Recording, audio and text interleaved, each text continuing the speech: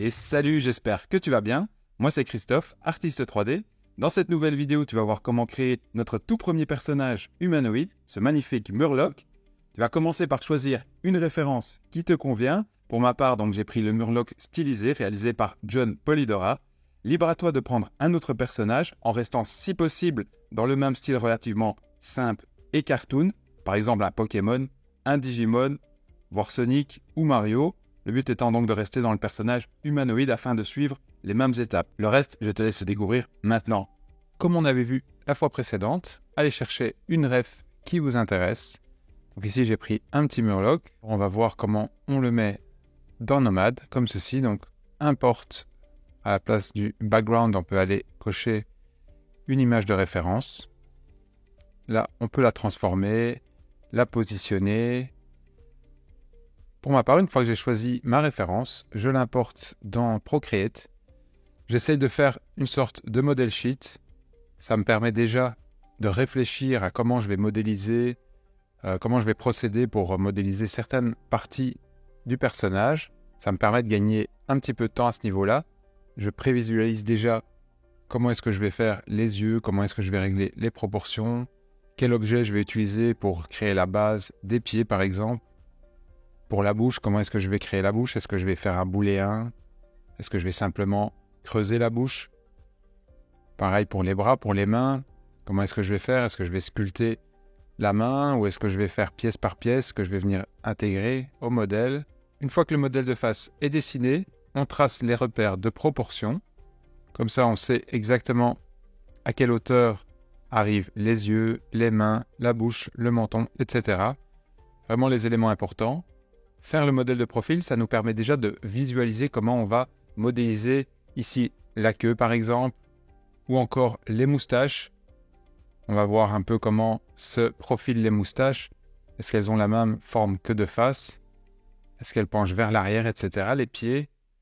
Voilà, le modèle de profil nous aide vraiment à comprendre comment on va venir sculpter notre personnage. Donc ici, voilà, on trace le visage, les pieds, on vient bien dessiner sa queue ici parce qu'on ne la voit pas évidemment de face. Les ailerons, pareil. On essaye de bien comprendre les proportions, la forme de l'œil. Tout ça, c'est vraiment ici qu'on commence à le définir. On corrige la forme du visage. On adapte un petit peu pour que ça corresponde bien à l'œuvre originale. Enfin, quand je dis que ça correspond bien, ça doit surtout être l'idée de l'œuvre originale. On ne demande pas ici de faire du 1 sur 1. Voilà. Ensuite, on vient d'abord importer le model sheet dans Nomad, comme ceci. Ça va nous servir évidemment de référence pour venir sculpter les formes. Ici, on va vraiment se focus sur la silhouette de base du personnage. On commence évidemment par la tête. C'est l'élément dominant. Donc, on vient sculpter le profil, la face. Ici, je vous conseille vraiment de rester à la minimum résolution possible.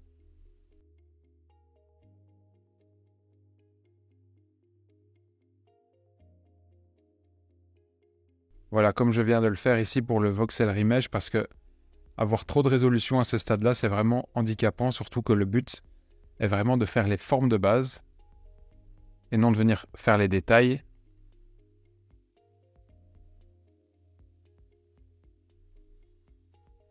Voilà, maintenant on passe aux jambes. On utilise l'outil tube. L'outil tube est vraiment très efficace. On active le mode miroir. On vient adapter la forme. De face aussi, voilà, comme ceci. On rajoute le radius à tous les niveaux pour pouvoir vraiment avoir le contrôle maximal sur la silhouette de la jambe. On vient faire pareil pour le bras. On vient donc adapter le tube à la vue de profil. Donc, pensez à mettre vos objets en transparence. Ça va vous aider à y voir plus clair, à surtout voir au travers, notamment pour la forme du visage. Voilà, ici on voit déjà l'importance du mode profil. Ça nous permet de bien voir à quel endroit il faut mettre les yeux, bien les situer sur la forme du visage.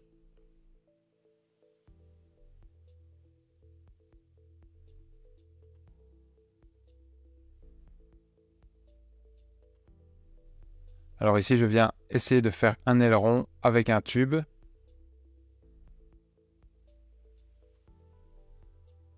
Voilà, on modifie un petit peu, on tente le coup. Le but ici n'est pas de passer énormément de temps à faire ce genre de détails. On teste un petit peu, on voit si ça marche, si ça marche pas, on essaye de passer à autre chose. C'est important à ce stade-là de focus les formes de base. On vient tracer le petit sourire, donc maîtriser bien l'outil masque. Ici, on vient masquer donc une partie du visage. On vient déliter le masque et ensuite l'inverser pour pouvoir creuser. On a la forme de la bouche. Ici, on est satisfait de la silhouette. On n'ira pas plus loin avec le dessin qu'on a fait. Donc, on reprend la référence de notre artiste de base. Et une fois qu'on l'a, on se base vraiment maintenant sur ses dessins à lui. On voit que les yeux peuvent être encore un peu plus proéminents. On regarde un petit peu la forme du visage encore pour l'adapter par rapport à la bouche, par rapport aux jambes.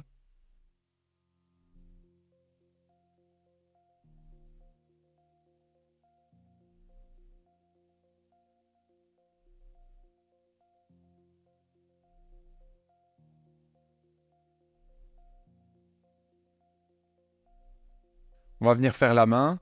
Ici, je commence par faire 2 sphères qui représentent donc la paume de la main.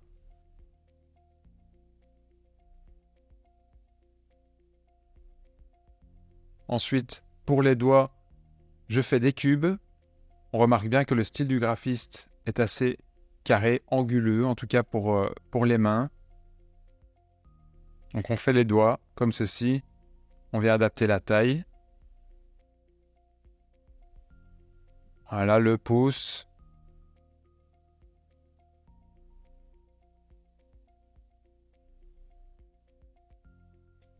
On groupe le tout, on fait un voxel remesh, on smooth un petit peu, on adapte. Ici, je me rends bien compte que j'ai beaucoup de travail de sculpture encore à effectuer.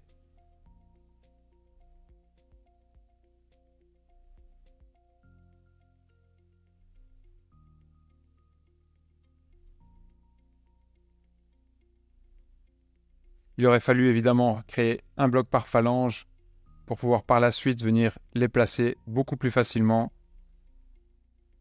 qu'en commençant à faire des sélections. Ça reste un bon exercice, ça vous permet de vous familiariser avec ce genre d'outils aussi.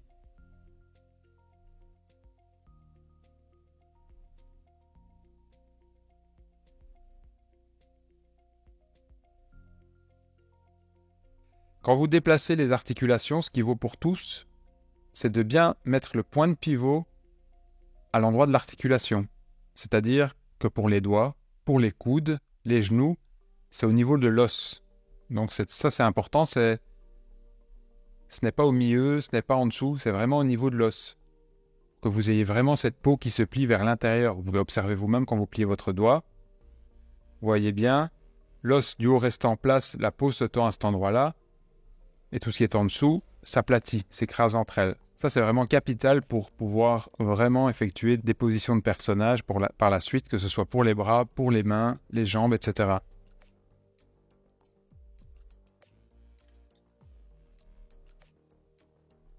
Ici, le pouce n'était vraiment pas bien sculpté du tout. En soi, ce n'est pas très important, hein. C'est très cartoon, le personnage. Ça aurait quasi pu être un seul bloc pour la main, en fait, hein, pour les 2 mains.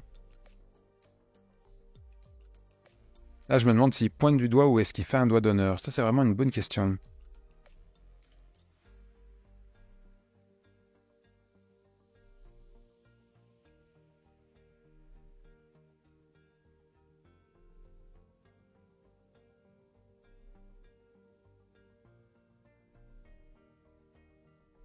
Ça aurait pu vraiment être beaucoup plus simple. Avec les blocs et les phalanges, quand même.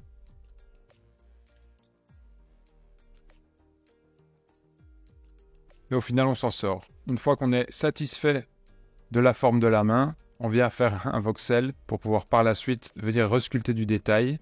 Alors évidemment, faire un voxel remesh, c'est destructeur, comme on dit, hein. Donc vous ne pouvez pas revenir en arrière, vous n'avez plus la possibilité de séparer facilement les doigts, la main, le bras, etc. Donc Avant de faire ce genre de manipulation, il faut vraiment être certain. En soi, c'est pas énormément de boulot, c'est juste assez répétitif. Venir modifier tout ça, les points de pivot.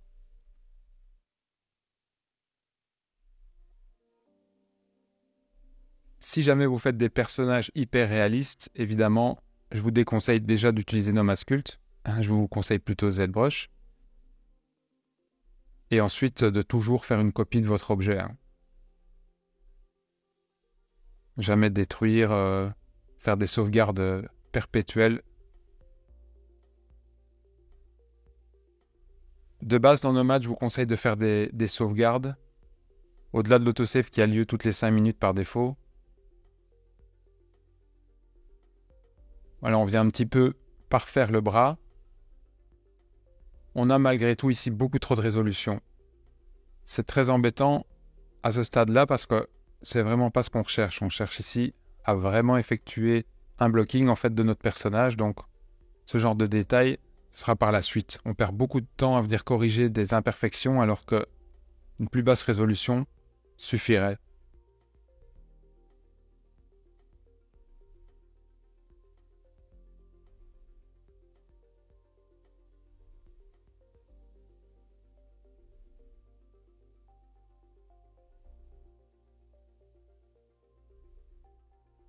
Voilà, on va venir un petit peu modifier le visage, sa tête. Voilà, ici on vient un petit peu ajuster les jambes.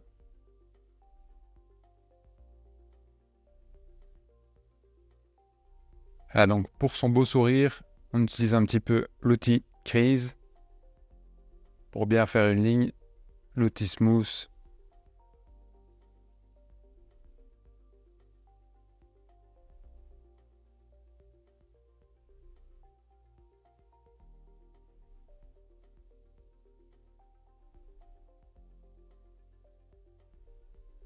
Voilà, donc je viens refaire une sélection, je floute légèrement, je mets au fond, je scale.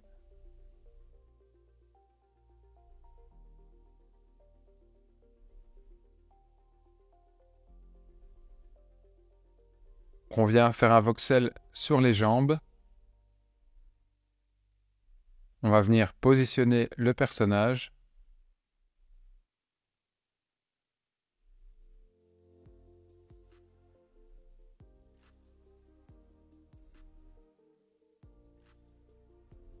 Maintenant, on vient faire ses moustaches. Alors, l'outil tube est tout indiqué. Vraiment l'idéal, voilà. Donc, on regarde ce que ça donne, deux faces, deux profils. Et après, il n'y a plus qu'à dupliquer. Un petit clone. On a toujours accès aux modifications.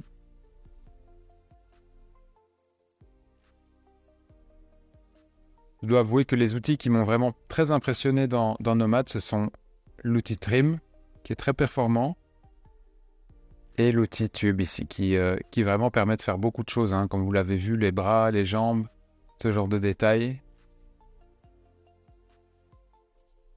Maintenant, on va commencer à faire ces petites nageoires, sa queue ici.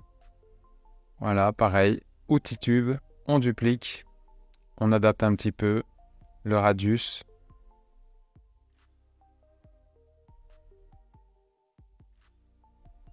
Avec une subdivision suffisante que je valide pour venir faire un trim. Sans oublier que ce doit être un trim ici en négatif. Je clique sur Flip. J'adapte, j'ajuste un petit peu et je valide. Et voilà. Voilà, ici pareil, je groupe.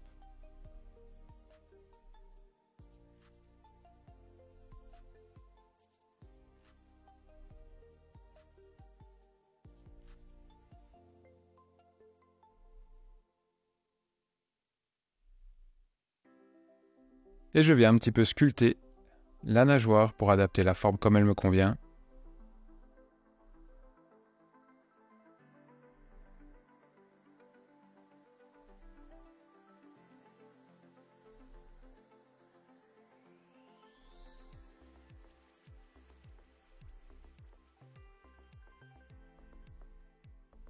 Là, ici, je viens creuser de manière un petit peu plus précise les endroits qui me gênent quand je veux tracer son beau sourire. Voilà, je réadapte la bouche. J'essaye vraiment de capter l'expression que l'artiste a donnée au Murloc. C'est évidemment une expression 2D, donc elle fonctionne plus difficilement en 3D.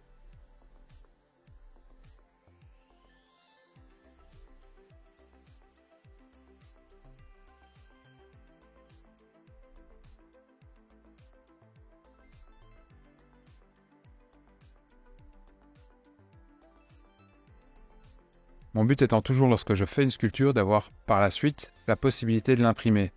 Donc évidemment, ça donnerait un petit peu un effet bizarre si la bouche était comme ça de travers en 3D.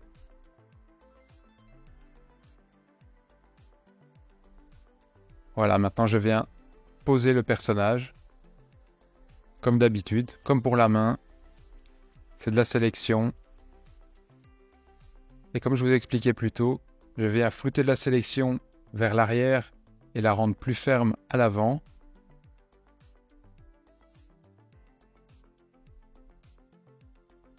Et je mets le point de pivot au niveau de la rotule, de l'os donc. Voilà, donc là les proportions ne me convenaient pas. J'adapte un petit peu par rapport à la tête du personnage.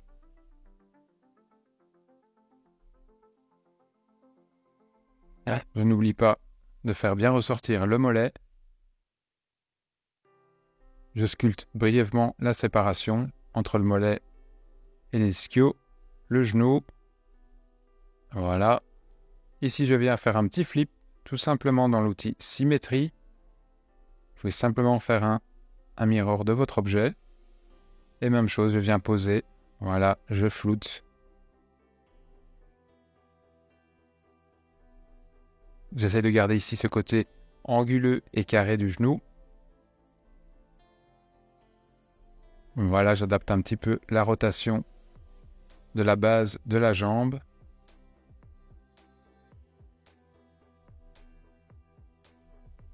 Alors ne vous inquiétez pas, on viendra faire les pattes à la fin. Ici, un petit rappel, renommez bien vos objets parce que ça devenait vraiment galère pour commencer à les retrouver. Je vous conseille de le faire petit à petit dès que vous créez un objet, renommez-le directement, ça vous savez à quoi il correspond.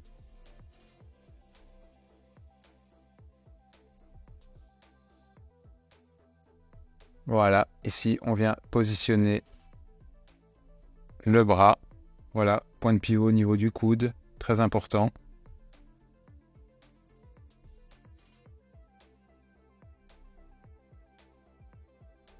La position est vraiment compliquée à rendre en 3D parce que le bras est vraiment plié.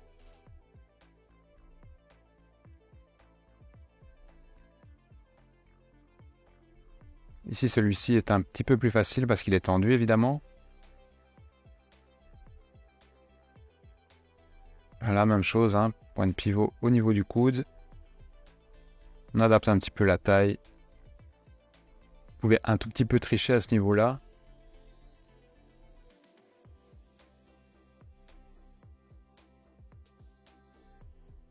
Comme on avait vu, hein, pour flouter la sélection, on clique dessus simplement. Voilà. Et ici, vous voyez ce genre de problème, c'est que ça donne vraiment un mesh pas très clean, hein, au niveau de la résolution. J'aurais vraiment dû avoir une résolution plus basse à ce moment-ci.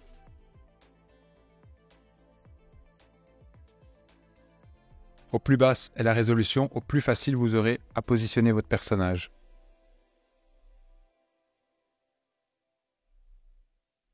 Voilà, ici je profite pour un petit peu mettre des couleurs. On se rapproche tout doucement de la fin.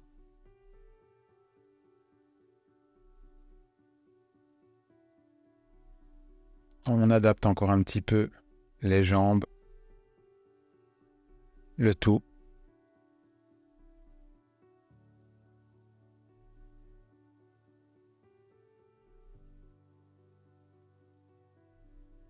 On vient un petit peu parfaire le smooth.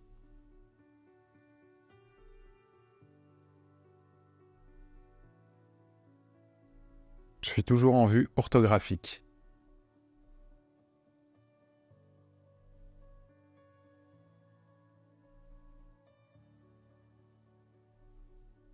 Voilà, ici je viens faire pas mal de subdivisions au niveau des yeux pour que la peinture soit bien clean. Évidemment, lorsque vous devez faire des objets aussi précis, utilisez les formes géométriques.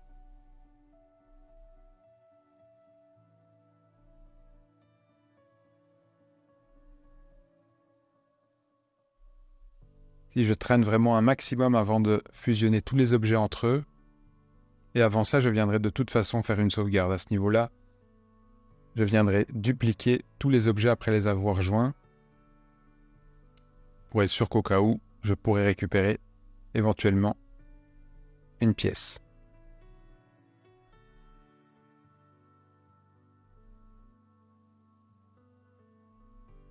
Là, ici, il faut vraiment que je règle ce problème de subdivision au niveau de son visage. C'est vraiment beaucoup d'ajustements.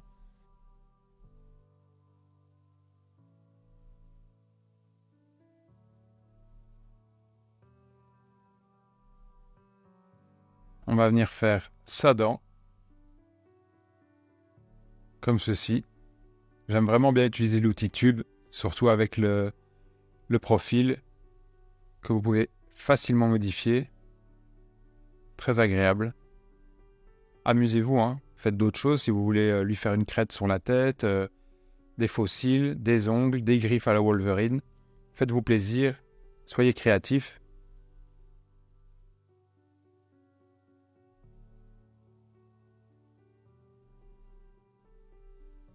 Voilà, même chose, l'outil tube pour venir faire sa langue. Encore une fois, je viens modifier le profil en lui donnant un profil de langue. J'ai un petit peu galéré à trouver où était le haut, où était le bas. Voilà, ensuite, c'est important de rajouter de la résolution et de l'épaisseur à certains endroits pour éviter ce genre d'artefact. Comme ceci. Après, on finit tout de même par faire un voxel. Une fois qu'on est satisfait de la forme générale, voilà. Et on met une petite couleur. Et on positionne.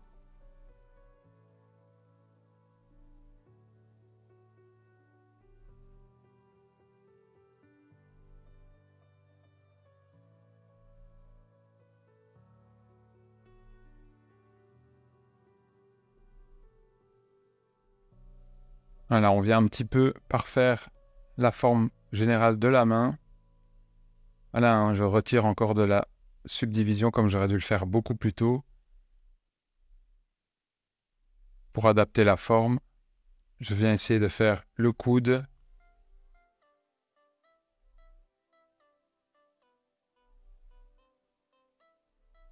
Comme ceci, un petit peu d'outil clé.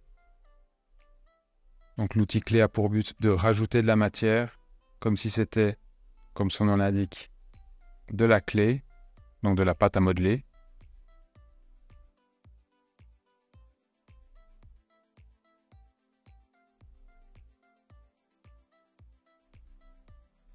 Voilà, là, on voit que l'outil Crease, pour ce genre de résolution, n'est pas utile. Donc c'est pas intéressant de venir mettre ce genre de détails à si basse résolution, ce sera pour plus tard. Mais c'est intéressant avec une basse résolution de venir mettre ce genre de couleur. Donc, on vient commencer tout doucement à peindre, à mettre du détail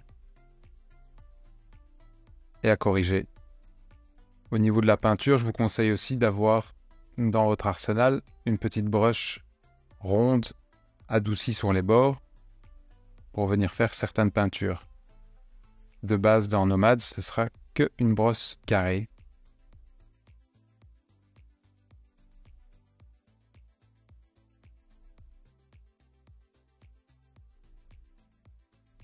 Voilà, donc on vient mettre de la couleur sur le visage, adoucir les jonctions des mains, Voilà, pareil, pour la bouche, on désélectionne, on vient mettre du rouge.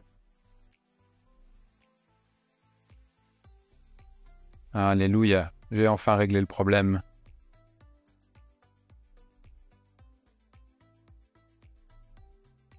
Voilà, ici je creuse quand même un petit orbite pour les yeux. Évidemment, c'est pas sur le cartoon, mais je trouve que ça rajoute vraiment quelque chose au modèle 3D, ce genre de petits détails. Par contre, je vois qu'il manque quand même quelque chose au niveau de l'œil. On voit que chez lui, il a les lignes claires, et chez nous en 3D, il y a une méthode pour le faire, mais on ne va pas le faire ici. Donc je prends quand même l'option de venir tracer une sorte de sourcil, afin de bien dessiner le contour de l'œil, pour qu'il ressorte un petit peu mieux. Je trouve que ça donne directement beaucoup plus de vie au personnage. Après, il faut un petit peu adapter la taille, l'épaisseur, comme ceci.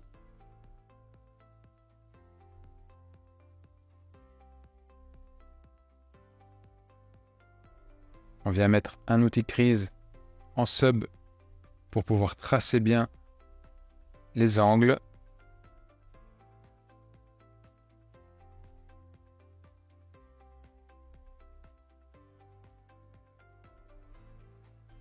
Après, je viens encore parfaire au pinceau manuellement le reste de la bouche.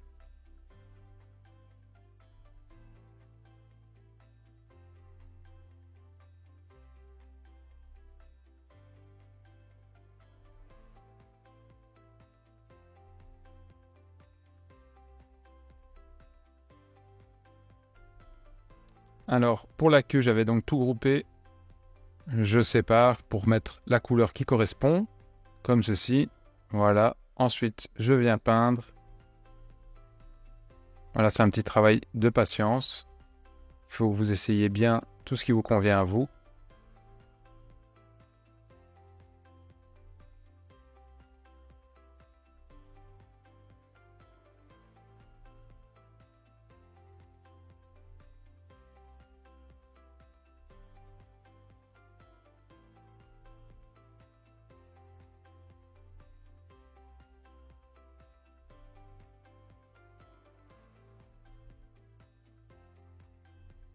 On va venir dessiner sa patte.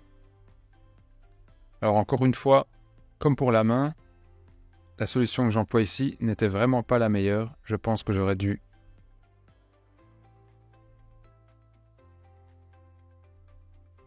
faire un bloc par orteil et ensuite un plus gros pour la forme générale de la patte. Ici, je perds vraiment pas mal de temps à essayer d'avoir la forme qui me convient.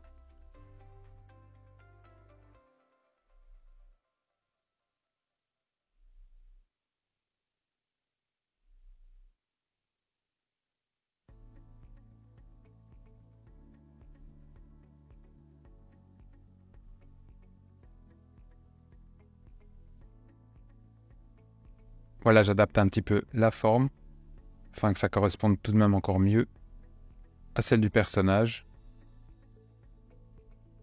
Je viens grouper, faire un voxel, et de nouveau, j'affine un petit peu.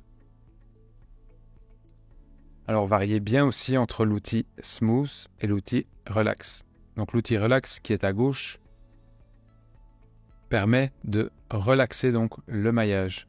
Donc il ne va pas adoucir les formes, il va plutôt homogénéiser la silhouette de votre maillage en fait.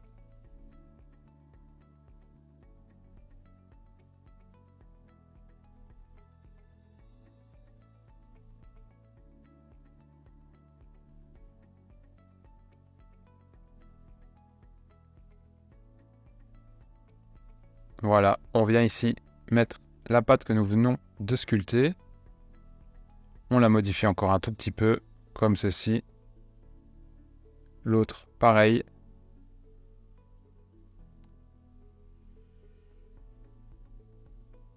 Voilà, on scale. Et là, on voit déjà que ça s'adapte pas mal finalement. Ça correspond plutôt pas mal au modèle de base.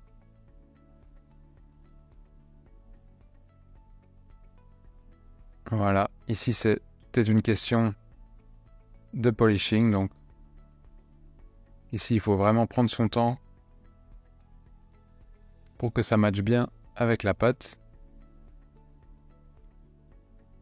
Voilà. Ah, c'est plutôt pas mal, hein, ça correspond bien. On est satisfait avec la forme générale. Ça va être le moment de venir tout grouper.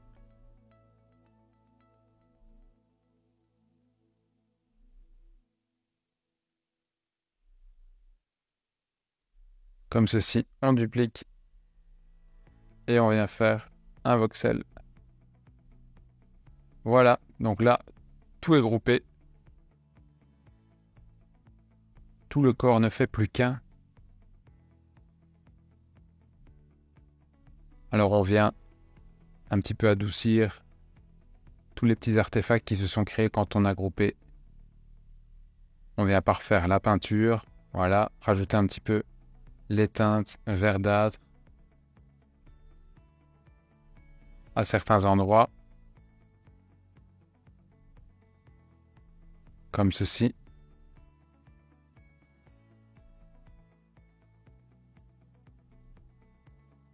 Sans oublier ces marques sur le visage.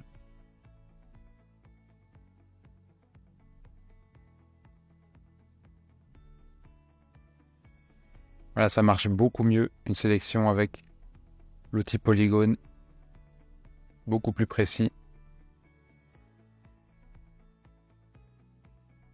Hop, on valide.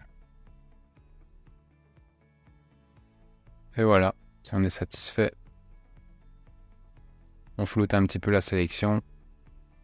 Ça a l'air un petit peu plus naturel. Et voilà. Ça rajoute directement une petite dimension au personnage. On adapte encore les petits détails.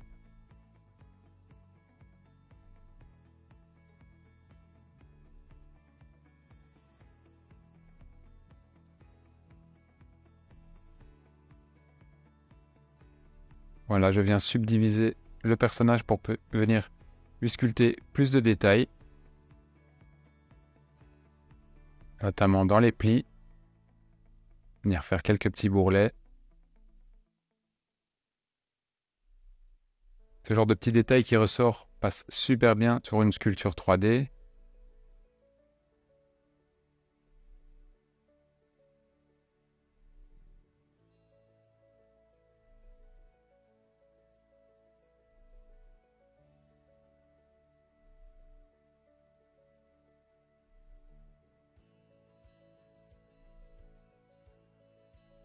Voilà, on le fait au niveau des plis du corps, que ce soit aux articulations, aux doigts,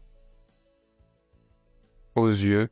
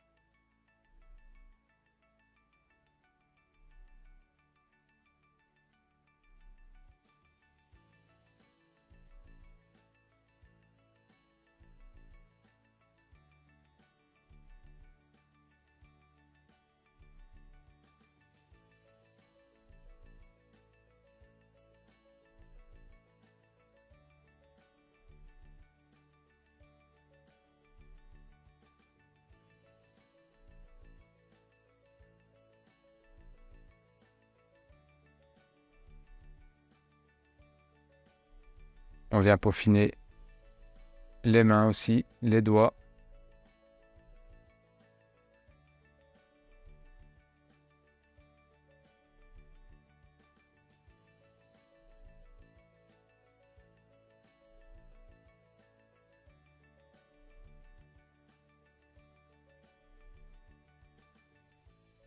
Alors évidemment, on passe en perspective. C'est simplement pour pouvoir avoir accès à certains endroits du mesh qui sont pas visibles en vue orthographique malheureusement. Voilà, on vient continuer à sculpter du détail. Ici toujours du détail. On est dans la phase de finition.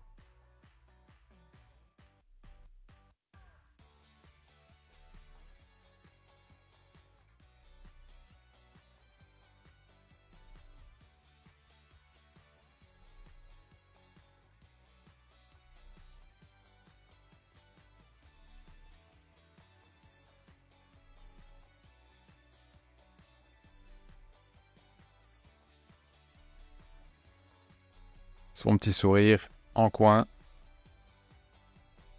Alors, il nous manque les ailerons. Celui que j'avais fait au début ne me convenait pas du tout. Je décide de passer sur un triplanar pour pouvoir venir dessiner bien précisément ce que je veux au niveau de l'aileron. Voilà.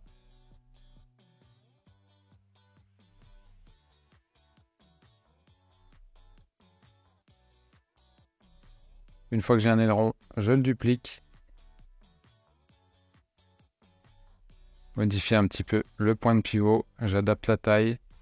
Je sculpte un petit peu pour que la forme corresponde encore mieux à ce que je veux. Voilà, comme ceci. Je leur donne la même couleur que les mains.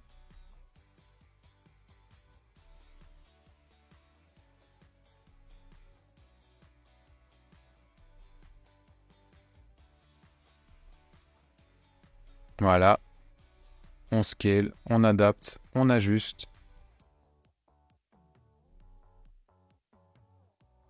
S'il faut, à certains endroits, on vient trimer dans le bon sens du terme.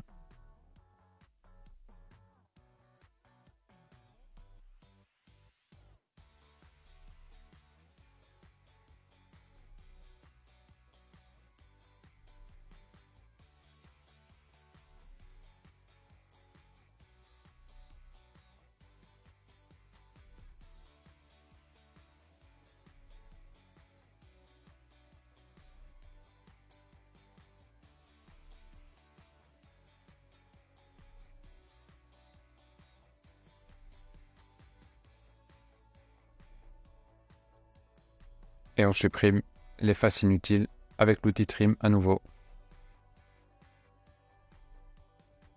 Voilà, ici, s'il y en a qui ne nous convient pas, c'est facilement venir le sélectionner comme ceci en cliquant simplement dessus avec le Save Mask activé.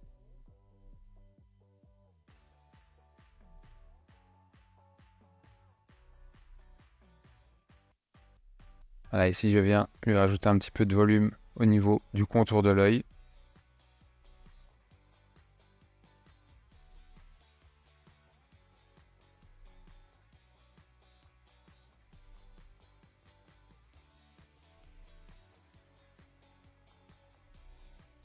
On va retirer la référence, on n'en a plus besoin. On va un petit peu ajuster la couleur. On change un petit peu l'environnement, on regarde s'il nous convient. Pour les matériaux, je vais mettre un subsurface scattering pour tout le personnage. Mettre l'arrière du décor dans une couleur plus foncée. Et venir mettre des lumières assez intenses à l'arrière du personnage. Ça donne directement une dimension supplémentaire au personnage.